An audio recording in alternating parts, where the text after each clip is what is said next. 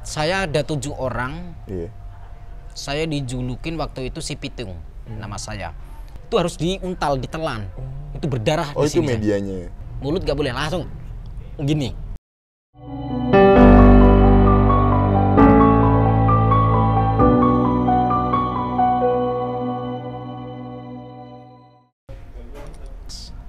Tingkat level. Iya, naik level. Naik level, diajak nyolong motor. Yaitu curanmor. Iya, udah berat. Terus sampai singkat ceritanya tahun 2000, ya 2005, itu masih 2005. Saya ada 7 orang. Iya. Saya dijulukin waktu itu si Pitung, nama saya. Saya 7 orang ini ke Cilacap cari orang pinter diisi. Oh, ngisi badan. Oh, Isi. pernah berarti Gus pernah ngisi gitu juga. Pernah, dan sekarang malah menjadi pengisi. Astagfirullah. Dulu mencari isian, sekarang pengisi. Iya. Di situ saya ke Cilacap sama nenek-nenek itu, orang pinter itu dikasih ujung tanduk rusa yang perjaka, yang hitam, itu jarang. Itu harus diuntal, ditelan. Itu berdarah Oh, di itu sini. medianya. Medianya Ya, harus ditelan. perantaranya, iya. Itu nggak boleh nyentuh gigi, lidah nggak boleh, mulut nggak boleh, langsung gini, ya. Dan di situ berdarah. Setelah itu saya langsung diminumin racun, satu gayung. Jadi satu orang itu satu gayung racun, dan nggak fatal ya. Iya. Cuman pusing. Setelah itu digantung. Awal mati saya. Terus setelah disentuhkan di tanah, ditutup daun pisang, hidup lagi. Oh, gokil. Gokil. Dan itu awal-awalnya mau nakal, cari isian itu. Terus setelah tes itu nggak ada tes bacok, tes ini enggak sih, tes sayat enggak. Enggak. Terus Langsung tes tembak. di situ. Ya karena kami semua bawa tembak, bawa pistol api, rakitan. Waktu itu belinya di Jepara. Satu pistol itu waktu zaman itu kurang lebih 4 jutaan rakitan. Nah, sekarang masih ada pistol rakitannya, cuma di sapi tank saya buang. Iya, saya buang di sapi tank. Saya kasih kantong plastik, saya kasih apa? Saya ikat pakai bendrat, kawat itu. Saya bandulin pakai batu bata, saya cemplungin, plung. Saya rasa sampai sekarang masih ada. Itu kenapa saya kantongin plastik supaya tidak berkarat. Itu karena air di dalam kan. Itu barangkali berguna waktu untuk melawan penjajah atau apa kan gitu. Nah, Cuman siapa yang mau ngambil juga Gus di Spiteng. nah di situ udah mulai kenakalan pertama, curang dan lain-lainnya sempat ketahuan. Tapi tetap kami itu melawan dan sebagainya, dan kami sudah 7 orang ini, satu tim ini sudah dibekali seperti itu. Ketua saya namanya Kancil, tapi sudah meninggal tembak polisi karena tembak-tembakan di depan rumah. Ibunya sendiri yang ngasih tahu kelemahannya. Itu waktu itu. Sebetulnya 7 orang ini kelemahannya sama semua. Saling temen bisa sebetulnya. Iya benar. Tapi enggak. Dan di situ terus akhirnya kan kerjasama sama mafia karena penadah di Jepang. Rumah saya yang sekarang menjadi Padepokan di Demak, Padepokan pertama karena sekarang pindah di Ngawi, Jawa Timur. Itu dulu Iya, BB. Iya. Dan di situ sebelum dikirim ke Jepara. Singkat ceritanya saya buruan polisi. Yang keempat itu saya pernah minjem motor. Belum. Detik-detik terakhirnya saya buruan. Karena di Jawa Tengah data saya masih ada sampai sekarang. Iya. Tahun 2005 itu terbesar di Jawa Tengah nomor 1. Levelnya nomor 1 di Jawa Tengah terbesar. Itu tim saya. Di bawah diklik aja, di komputer klik. Ada 7 orang, ketua Kancil 7 itu saya si Pitung SCN. SCN itu nama asli saya. Gitu. Nah, dan di situ saya punya teman almarhum namanya Teng. Itu punya pacar orang Cina namanya Kiki. Ya. Barangkali atau temannya Kiki nonton. Nah, mohon maaf. Ini saya cuma cerita masa lalu. Wisata masa lalu. Wisata masa lalu ya. Saya tidak pernah merasa diri saya keras, tapi kalau ditantang, insya Allah saya lari. lari ya, lari ke masjid gitu kan. Amin. Nah, dan di situ saya ternyata selingkuh. Si Teguh itu diselingkuhin lah. Saya diajak mabuk. Saya dibekalin sama Teguh itu pisau sepanjang gini. Masih ada sarungnya itu pisau. Saya suruh bawa saya itu pakai motor saya ke Logosari daerahnya. Saya bonceng, dia nyetir. Dan di daerah Telogosari, pertama di rumahnya nggak ada, saya ketok-ketok nggak ada orangnya. Yang ketemu neneknya sama ayahnya. Terus saya di kos-kosannya nggak ada juga. Cuman ada bekas habis masak mie Indomie. Nah, setelah itu si Teguh itu punya feeling kayaknya di warnet. Di telepon itu ada berisik gitu kan, ada cowok dan sebagainya. Udah disamperin, tahu ini daerah mana gitu kan. Di situ disamperin ke daerah Telogosari, dicegat di gang, depan gang. Setiap orang lewat gang itu dicegat. Harus buka helm. Saya yang ingin nyegat. Harus buka helm. Kalau salah orang ya saya persilahkan, salah orang saya persilahkan. Waktu itu kejadian si boncengan sama selingkuhannya. Dibuka helmnya, si Teguh itu, lah ini langsung dihajar, jebret. Berantem. Saya kan duduk nih seperti ini duduknya di trotoar. Nih duduk liatin aja temanku berantem.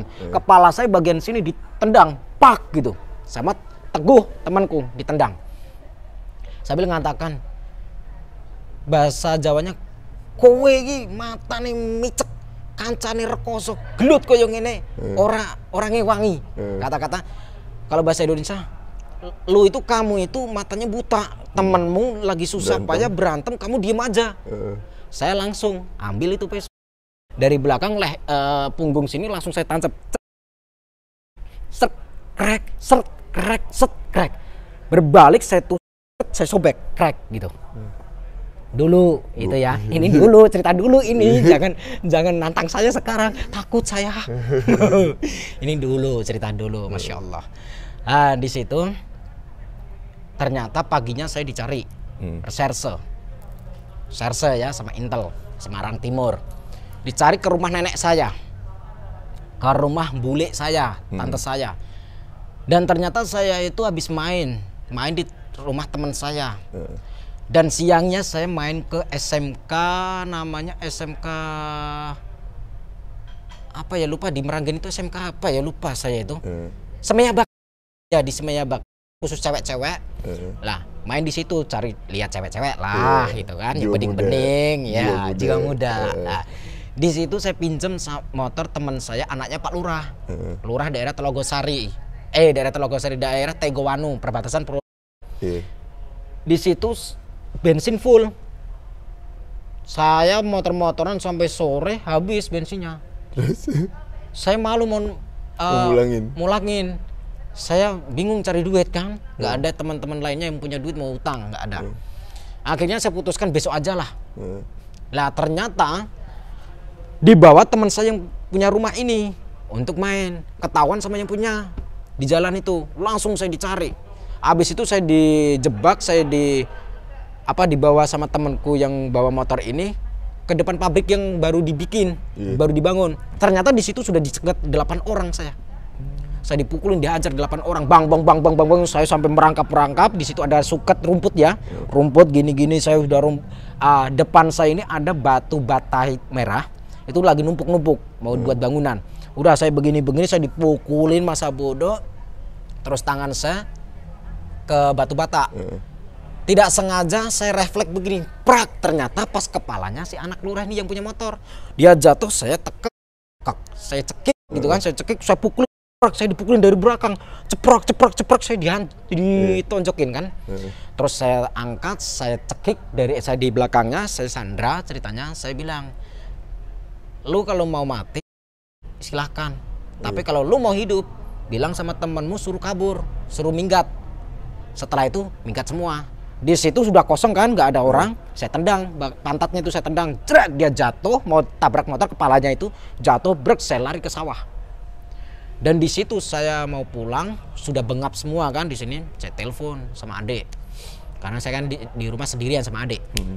Nah, Dan di situ saya dikatakan sama adik, Mas, sampai dicari polisi, itu rumah nenek dijaga sama polisi dan begini.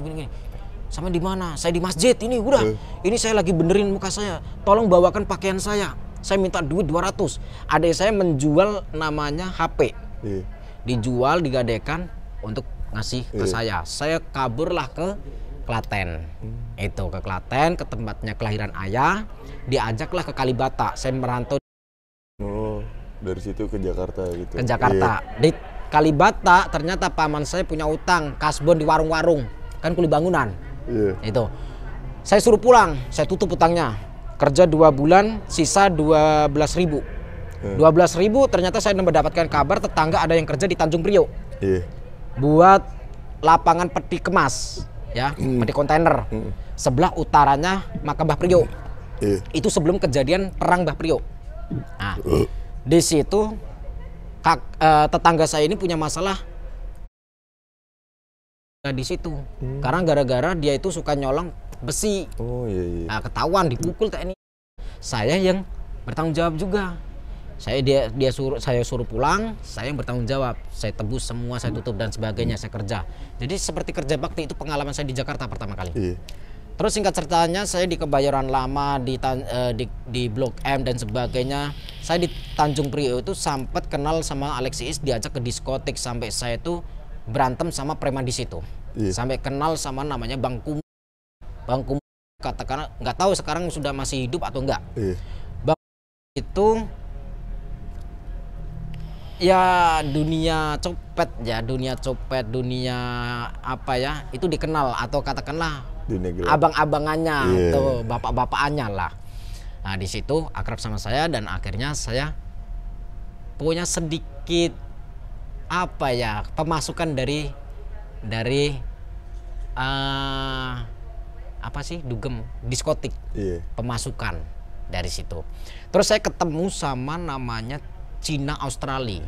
Saya nggak menyebut namanya di sini karena masih sampai sekarang kabarnya masih aktif di dunia ngedar obat, ya, menyebarkan obat gitu. Nah, obat. Saya akhirnya menyebarkan itu selama 2 minggu dan akhirnya saya punya wilayah di daerah Tanjung Priok. Akhirnya aku fokus ke menjual atau menyebarkan. Itu menyebarkan. Kurir lah, kuda gitu. Awalnya kurir, setelah itu saya menjadi apa ya, katakanlah si pemasok. Iya, orang kepercayaan karena si orang Australia ini, Cina Australia ini anaknya kan ada anaknya cewek, ada yang kuliah di Australia. Itu sempat saya jemput juga, jemput di Surabaya dulu. Nah, kalau masalah berantem dulu saya itu pertama kali saya berantem memukul kepalanya nenek saya. Berat.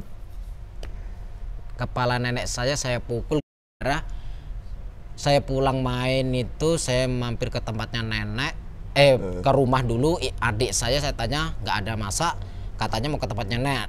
Ke tempatnya nenek saya malah diomel-omelin dan akhirnya paling bagian pilingan sini ya sakit ya, dan tulang ini tangan kanan, tulang kelingking saya yang bagian belakang ini sampai bengkok sampai sekarang. Coba dicek nih bengkok nih. Ini kan, ini lurus, ini bengkok ini. Ini kualat lah ceritanya. Kualat mukul nenek. Dan yang kedua mukul karena waktu tahun itu bapak juga pulang. Bapak itu juga paranormal kan bapak saya kan.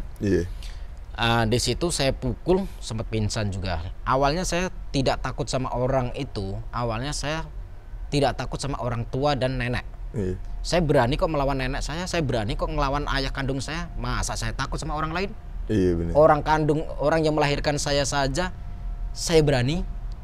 Yang artinya itu lebih kualat daripada berantem sama orang lain kan? Bener. Itu keramat. Saya berani.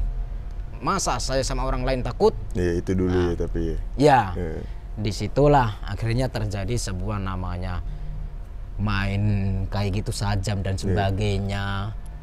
Mukul-mukul pakai sajam, taktuk seperti orang apa ya, nyincang kambing ya di situ. Dan orang yang saya melukai selama ini kurang lebih ada berapa orang ya? Iya. Ada berapa orang, Gus? Dia nggak cocok jadi host ya, Iya. nggak bisa nanya. Bukan di sana ya, bingung. Bingung mau nanya. Iya. Ya udah saya ceritalah, dengerin aja lah. Iya, siap. Ah. Ntar saya juga ada yang mau saya tanya juga. Oh gitu. Iya. Kurang lebih ada 1, 2, 3. Banyak juga, Gus. Enggak sampai 20 sih. Oh, belum. Enggak sampai 20, saya masih kalah sama Bang Katak. Oh, enggak, Gus, enggak. Cuman yang paling parah kejadian berantem saya itu berantem di dekat terminal Penggaran, Daerah Pedurungan, Semarang Timur. Itu Semarang Timur. Perbatasan sama Demak, sama Meranggen, deket dari rumah. Di situ bantuin temen sih, temen kan supir angkot ya, bantuin nyariin penumpang. Itu nyariin penumpang dan rebutan penumpang. Oh iya. Si musuhnya ini orangnya badannya tinggi gede, kepalanya saja itu 2 kali saya ini, 2 kali, orangnya hitam tinggi. Wah, berantem sama teman saya. Oh iya. Berantem sama teman saya kewalahan dan sebagainya. Saya sudah tahu kalau kewalahan. Saya kan habis minum apa itu di warung sebelah rokokan. Di situ saya ambil batu, ada batu yang lancip gitu kan. Batu yang lancip, saya lari langsung saya nempel apa, minta gendong gitu loh, meluk si musuhnya temanku ini. Meluk langsung pilingan sini set gitu. Sekali nancep, nempel. Tapi nggak mati. Cuman ya bekas. Bekas itu, dan sekarang orangnya agak Sepeleng. Gini ya, mudah lupa gitu loh. Iya. Mudah lupa. Dan di situ dia itu berusaha kabur. Batunya masih nempel dan mau kabur, dihantam truk.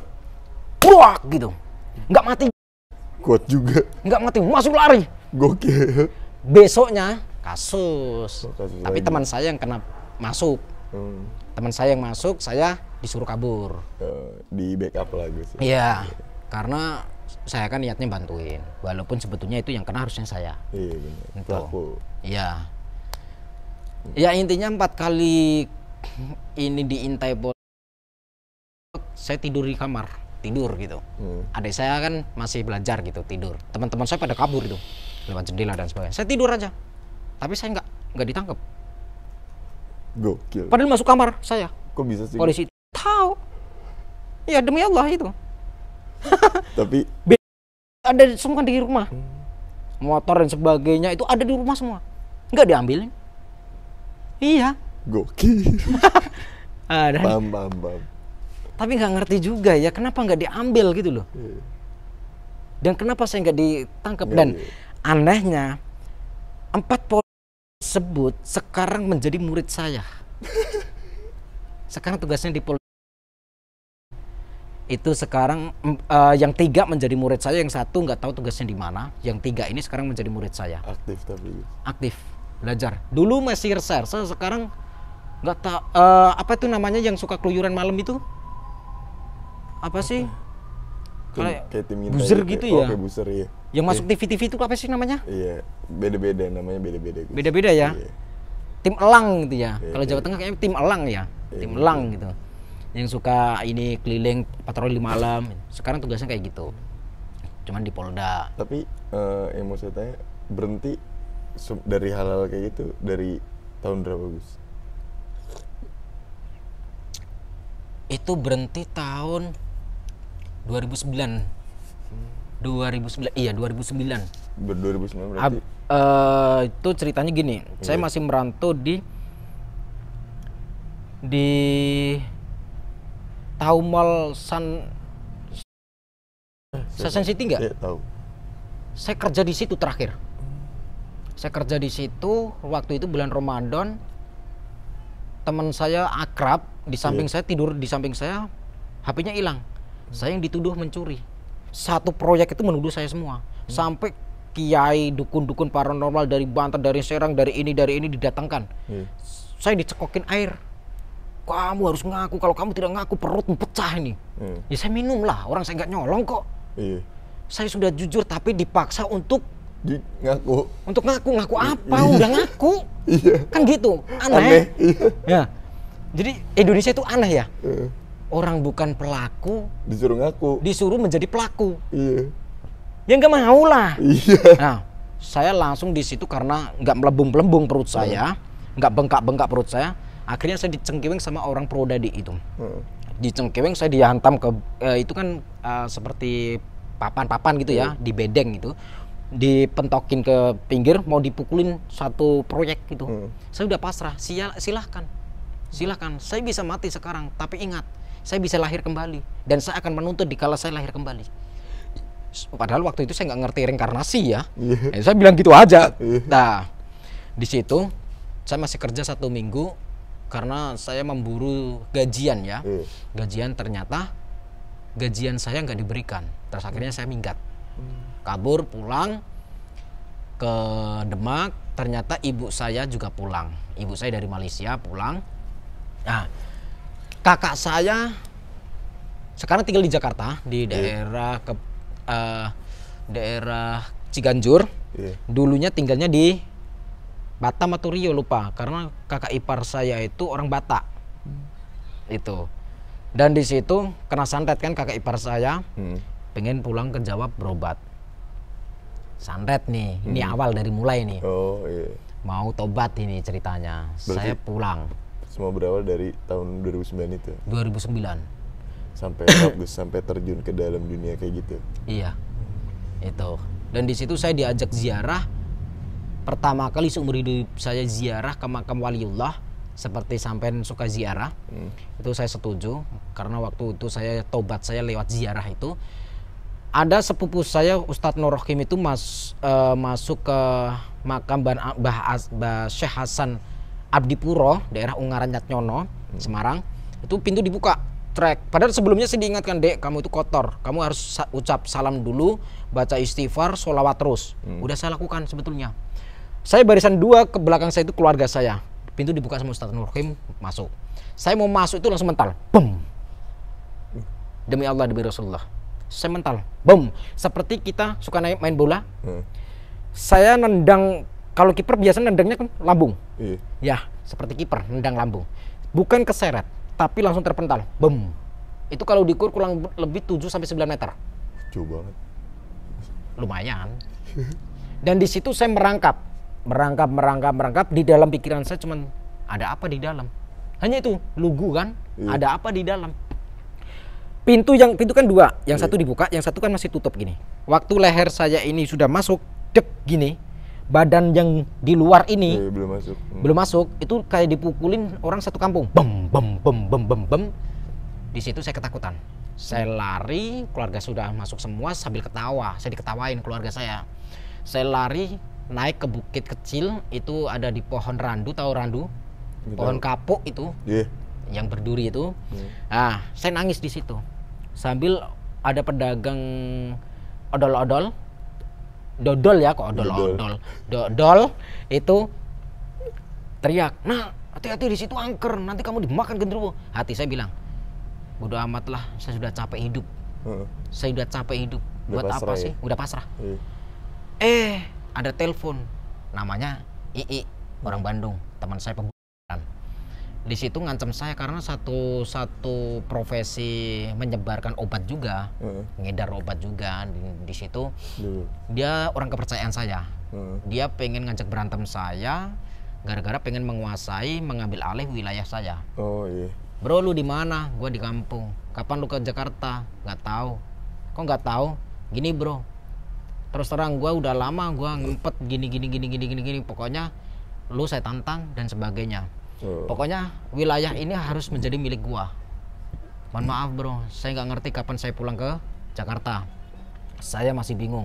Pokoknya lu akan mati walaupun gua tidak ketemu sama lu. Kata dia. Pikiran saya karena kakak ipar saya kena santet. Di sana kan deket Banten. Jangan-jangan saya disantet.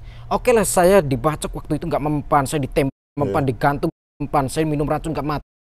Waktu itu ya. Tapi disantet saya belum pernah. Jangan-jangan mati saya disantet. Oh, berpikir kayak gitu guys. Berpikir kayak gitu. Takut karena kakak ipar saya waktu itu kena santet. Yang nyantet orang Batak. Karena kakak ipar saya kerjanya di kafe. Itu. Daerah sana kan Batak kan keras.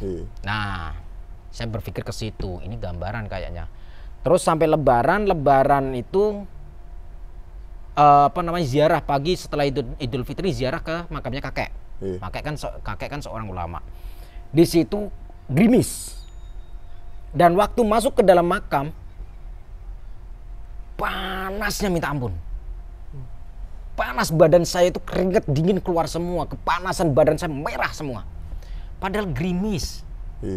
Dan saya ditegur sama kakak saya, "Dek, kenapa itu kamu merah, telingamu merah, tanganmu merah semua? Nggak tahu kak, panas semua, kepanasan ini badan saya." Itu sebetulnya buat riwayat cerita TV bagus ya, sinetron ya, sebetulnya bagus itu, sebetulnya nyata. Azab itu. Saya keluar dari makam, saya rokokan, tambah panas. Akhirnya saya memutuskan saya mau masuk pesantren. Saya waktu mau masuk pesantren, saya bilang sama ibu karena siang-siang itu berangkat ke Semarang cari tiket. Membelikan tiket kepada saya untuk berangkat ke Jakarta. Saya sobek-sobek sambil sama marah-marah. "Ibu, kamu itu siapa yang kerja ke Jakarta? Siapa yang berangkat ke Jakarta? Saya atau sampean?" "Loh kenapa nak?" Gitu. "Saya itu bingung antara mau berangkat ke pesantren atau berangkat ke Jakarta." "Loh ke pesantren? Ngapain?" "Saya mau tobat." Ibu saya langsung nangis. Lari keluar dari rumah ke tempat sepupu saya, Ustadz Nur Rohim. Sampai habis Isya, Ustadz Nur Rohim datang bawa pedang 2. Bawa pedang 2 dilempar ke saya, kelunding. "Kenapa mas? Bawa pedang?" "Saya menantangmu. Kamu terkenal oke. Kamu katakanlah bernyali oke. Tapi saya tidak akan takut. Nyali saya tidak akan kalah denganmu." Kata dia. Ngetes kali. Ngetes saya. Saya mau tanya, kamu minta pesantren, ngapain kamu buat ibumu nangis? Kamu minta masuk pesantren, kok bikin ibumu nangis, yang artinya kamu menantang saya. Kalau niat pengen pesantren jangan kayak gitu, membuat orang tua nangis. Loh, siapa juga suruh nangis? Saya nggak menyuruh nangis. Orang saya logat saya kayak gini, ya udah, terserah mau nangis mau enggak. Itu yang penting tujuan saya pengen pesantren. Apa tujuan pesantren? Saya pengen tobat. Nggak percaya. Nggak percaya saya pengen tobat. "Tujuanmu apa pengen pesantren?" "Saya pengen bisa ngaji." "Kalau pengen bisa ngaji ke tempatnya Pak D atau ke tempatnya kakak?" Kakak sepupu saya waktu itu masih kiai, sekarang sebutannya menjadi Syekh Haromen. Jadi kalau orang Meranggen tahu pasti Syekh Haromen itu siapa, itu kakak sepupu saya. Putranya Syekh Dur, Pak D saya. Dan waktu itu Syekh Dur masih hidup. Nah, dan di situ saya dipaksa suruh ngaji ke Pak D. Saya nggak mau. Pokoknya saya mau masuk pesantren. "Yang pernah kamu tempati pesantren?" Dia nggak percaya. "Kamu tujuannya apa?" "Saya pengen ngerti alif bata." "Tak ajarin kalau cuma alif bata." "Saya nggak mau. Saya pengen masuk pesantren Jawa Timur." Udah. Pedang itu disabetin di depan saya. Jeng. Saya tidak geser sedikit pun. Saya di dalam hati saya, pedang yang satu cuma saya tancapin ke bawah gini, saya diem. Mau kena, mau tidak, mau mati, mau tidak, yang penting saya sudah niat pengen sembuh. Pengen berhenti, pengen tobat. Akhirnya dia capek sendiri karena berat pedangnya. Capek sendiri, akhirnya dia bilang, "Ya sudah, ini sudah jam sekian Dek, nanti habis subuh berangkat pesantren." Sholat subuh seumur hidup pertama kali, nggak ngerti bacaan apapun selain Al-Fatihah. Ruku yang saya baca Al-Fatihah, sujud saya baca Al-Fatihah, at-tahiyat yang saya baca Al-Fatihah. Konyol ya. Terdengar sangat konyol. Padahal kakek saya kiai, Pak D saya kiai, saya nggak ngerti. Dan di situ saya disuruh sama kakak sepupu saya, Ustadz Nur Rohim itu suruh minta maaf dan pamitan sama nenek saya. Saya bilang, "Nenek, saya pamit, saya minta doa restunya mau masuk pesantren, saya pengen sembuh." Tangan saya ini, tangan kanan saya yang penuh dosa ini, ditampar sama nenek saya. Misalkan gini, tangan gini, tangan satu waktu itu begini sambil